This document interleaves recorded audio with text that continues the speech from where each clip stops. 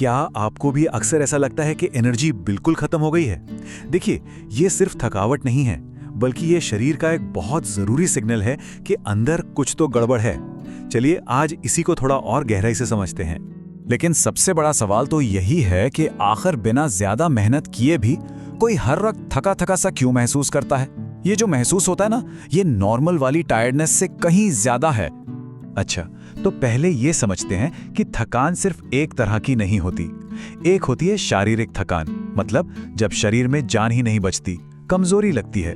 और दूसरी होती है मानसिक थकान, जिसमें ऐसा लगता है कि दिमाग बिल्कुल निचोड़ लिया गया हो।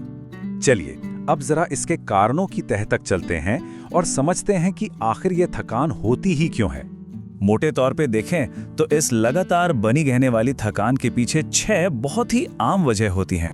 सबसे पहले तो आती हैं हमारी अपनी रोजमर्रा की आदतें, जैसे 6 से 8 घंटे की नींद पूरी ना करना, दिन भर में पानी बहुत कम पीना, या फिर बस एक ही जगह बैठे रहना, कोई एक्सरसाइज नहीं। ये वो बेसिक चीजें हैं जो हमारी एनर्जी पर सीधा सीधा असर डालती हैं।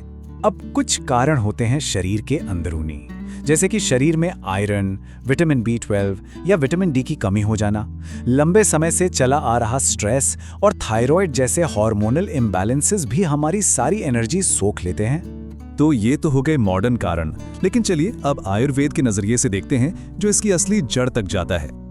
आयुर्वेद के हिसाब से थकान का असली कारण है शरीर में वात और कफ दोष का असंतुलन। जब ये दोष बैलेंस में नहीं रहते तो शरीर में भारीपन और एनर्जी की कमी महसूस होने लगती है। और ये असंतुलन महसूस कैसे होता है? शरीर में एक अजीब सा भारीपन लगता है, हर वक्त आलस छाया रहता है और एक आम सी कमजोरी महसूस होती रहती है।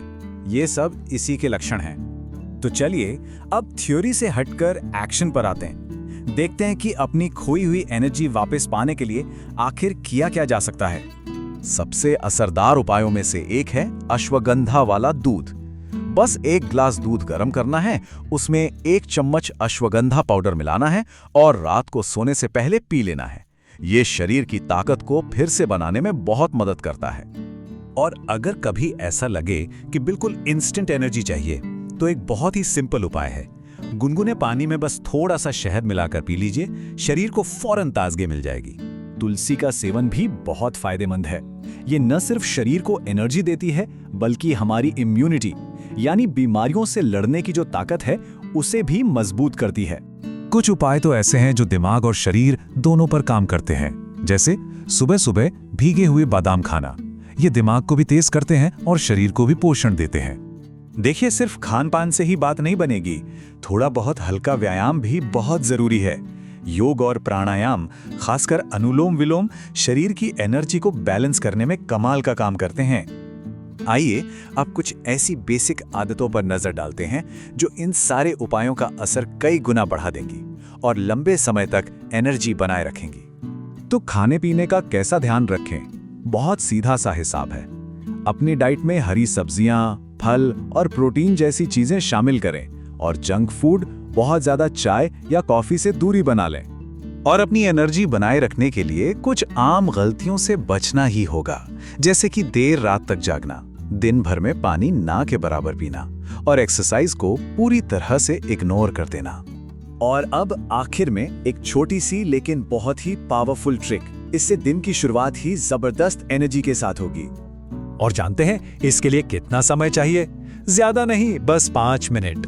करना बस इतना है कि सुबह उठते ही 1 ग्लास गुनगुना पानी पीना है और उसके बाद सिर्फ 5 मिनट के लिए बॉडी को स्ट्रेच करना है। ये छोटा सा काम पूरे दिन के लिए एक बड़ा बदलाव ला सकता है। तो याद रखिए, थकान सिर्फ एक कमजोरी नहीं है, ये शरीर का एक सिग्नल है कि अंदर कुछ ठीक नहीं चल रहा है।